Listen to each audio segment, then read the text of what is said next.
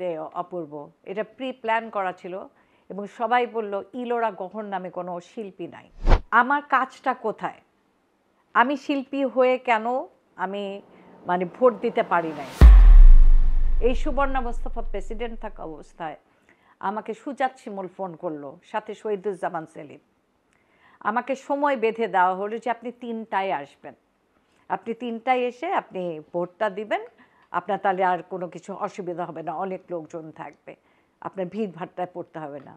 আমি গেলাম ভোটটা দিতে, গিয়ে পাশে নিশু আর এই সাইডে অপূর্ব, এটা প্রি প্ল্যান করা ছিল এবং সবাই বলল ইলোরা গহন নামে কোনো শিল্পী নাই। বাবা তোমরা উপদেষ্টা হয়েছো, ছোট ছোট বাচ্চারা, দেখতে ভালো লাগে, কিন্তু তোমাদের সবার উপরে যিনি আছেন ডক্টর ইউনূস, তিনি ভালো করে বলতে পারেন একটা মায়ের অধিকার কতখানি, একটা শিল্পীর অধিকার কতখানি। আমি তো অন্যান্য মাদের মতো এত অভিনয় করি না যে আমি একটা ছোট্ট টিনের চাল কিনবো। আমার তো থাকার একটা ভাড়া করা ফ্ল্যাট। তাহলে আমার কর্মজীবনের আমি কোথা থেকে টাকাটা পাবো? আমি 36টা বাচ্চা পালি, তাদের ট্রিটমেন্টে কিছু পয়সা দিই, এটা আমার শখ। ছোটোবেলায় যখন পড়াশোনা ভুল করতাম, সেলাই করতে পারতাম না, তখন আমার বাবা, এটা কত সালে হবে, এটা 77 78-এ দিল্লি রোডে, এটা মনে রাখবা, এখন তো স্পেশাল চাইল্ড বলে, তখন বলতো মানসিক রোগী এরকম কিছু, দিল্লি রোডে একটা স্কুলে, এই একটা স্কুল ছিল সারা বাংলাদেশে, ওইখানে ওই স্পেশাল চাইল্ডের আমি ভলেন্টারি সার্ভিস করতাম। তো বাবা মার থেকে যতটা শিক্ষা আমার পাওয়ার, যতগুলো বই পড়ার, আমি পড়ার চেষ্টা করেছি, পড়তে থেকেছি, কিন্তু বাংলাদেশে 14টা বছর আমার মতো শিল্পী একটা কাজ পায় নাই, একটা হ্যালো বলার জায়গা পায় নাই। আমার কাজটা কোথায়? আমি শিল্পী হয়ে কেন আমি ভোট দিতে পারি নাই?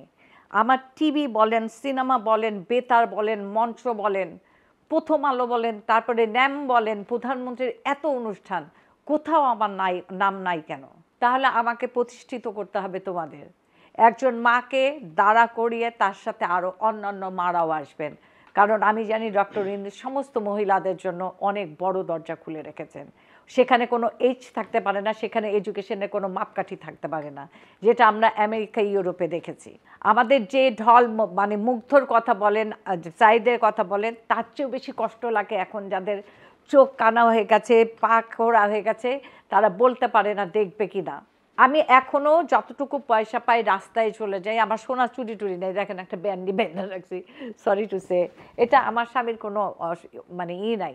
উনি যতটা পারেন আমাকে সাহায্য করেন, আমি গরিবদের করতে ভালোবাসি, কিন্তু আমি একটা প্রতিষ্ঠিত এত শিল্পীর এত জায়গা, পূর্বাচলে আপনি দেখেন আব্দুল নূর তুষার থেকে আরম্ভ, নূর তুষার না তো যে মোটা করে একটা অভিনেতা আছে না, জয় থেকে আরম্ভ করে যাদের বাড়ি গাড়ি সব কিছু আছে,